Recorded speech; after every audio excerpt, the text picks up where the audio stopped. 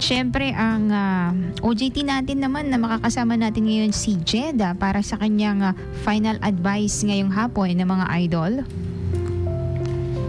Alam mo na yun, ma'am. Ay, winarod. Good Anong araw din.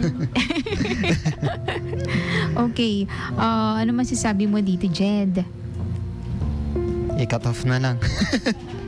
Pero alam mo, Jed, no? Okay Tama. din naman yung ginawa niya dito sa huli, di ba? Hindi, ma'am. Hindi rin? Hindi rin na umalis na siya? Medyo push na lang sa work tapno masuportahan yung pamilya. Mm-mm. Pero yung advice ko, i-cut off mo na lang yung friendship kay si B-Boy kasi medyo toxic na di dyan. Mm-mm. So, pag ganun na friend, i-cut off mo na pag ganun. Yeah. Pero hindi naman yung cut off talaga nga awan na yung friendship. Parang just parang silent pa lang for now kasi no kasjay ti pinagso dati. Kasi parang wala na yung tiwala. Oo. Yan, nawala na yung tiwala mo Wala na sa talaga, ma'am. kaibigan mo.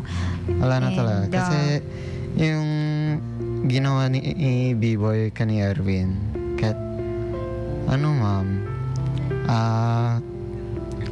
kasi siya, di ba, yung maalaga yung pera ni Erwin. Yes, siya siya Pero, yung naghawak. kasi yung sinabi yung kontrata, pero ni B-Boy, parang he should have showed nga meron yung responsibility niya nga ginagastos yung mga pera niya, di ba? Kasi earnings DJ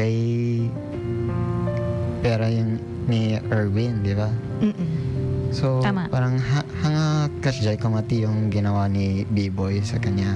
And, awan ko yung claim ni B-Boy nga ada ko mo utang na loob.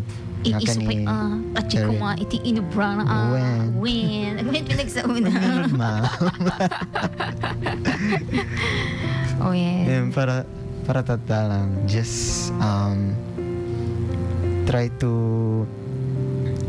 do things right. Kasi, if you don't start, how do you expect others to follow? Parang kasjay. Yes, and etong nangyari sa'yo, ano pangalan niya? Si Erning. Eto na yung lesson sa'yo na kapag may kontrata, basahin mong maigi. Yes. And wag mong hayaan na yung tinitiktahan ka, Oo. alam mo nang inaapi ka, sumusunod Gusto. ka nang dahil sa utang na loob. Yes. So, Hindi naman pwede yung ganon, di ba? yes. Ayan, hi kay Pema. Ayan, hindi bawal magtiwala, sabi niya dito, Jed. Pero Tama. bawal ang magiging bulag sa tiwala. Yes. Dahil sa mundong ito, hindi lahat ng tumutulong gustong iangat ka. Yung iba gusto lang gamitin. Kaya sa susunod na may mag-aabot sa'yo ng, ng tulong, basahin mo, ng pipirmahan pala. Basahin mo dahil minsan isang pirma, hindi trabahong kinukuha sa'yo, pati karapatan mo bilang isang tao. Oo naman. Agree. Ito naman kasi si Erning. Nagpirma lang nga, di na binasbasa. Yan yung mistake niya.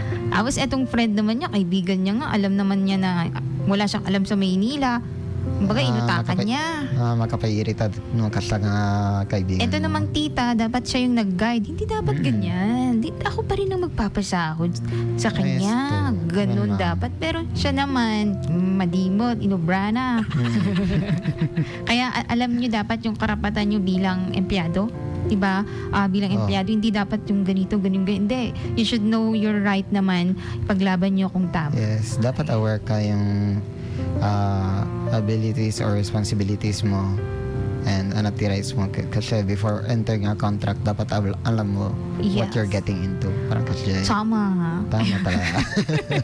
Parang nag-iis lang siya na nag-i-Ilocano. Saan ka ba galing? Sa Lawa. Sa Lawa. Ilocos Norte. Isang nga Ilocano. Sabi ni F.